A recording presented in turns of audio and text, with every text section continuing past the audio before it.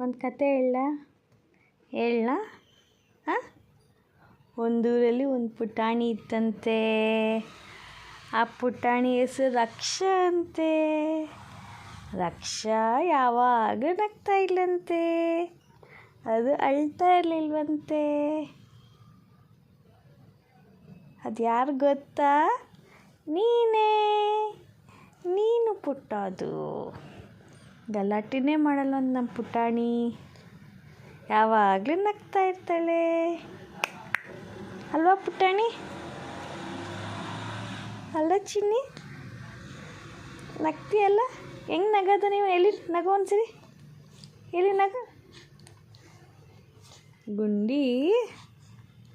ಗುಂಡಿ ಬಲು ಜಾಣೆಯಂತೆ. ಬೆಳಕು ನೋಡ್ತಾ ಇದೆಯಾ?